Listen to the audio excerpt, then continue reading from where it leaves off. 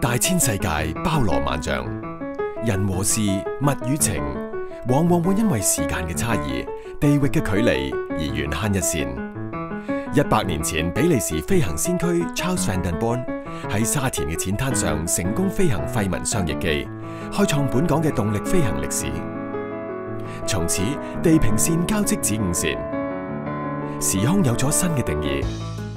香港與世界高速相連，文化、藝術、商貿騰飛發展，我哋嘅生活因此變得多姿多彩，人與人之間嘅距離亦越拉越近。如果冇咗飛機，我嘅嘢就唔可以發揚光大，世界各地都見到我嘅產品咯。我好中意而家呢種 global 嘅生活方式，因為想飛去邊度就去邊度。呢個咧就係我卡通版本嘅 husband 啦，係廚師嚟嘅。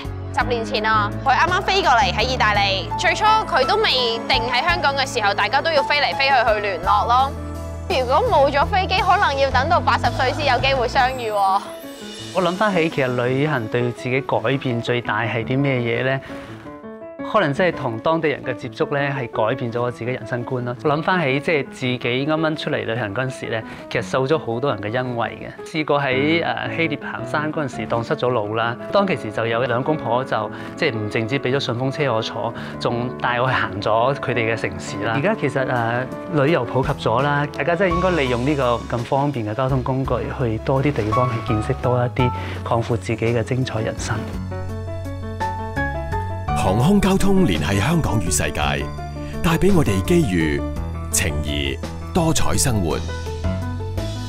而家國泰航空誠邀你透過不同創作媒體，分享你非常聯繫嘅故事。非常聯繫，機遇、情誼、多彩生活。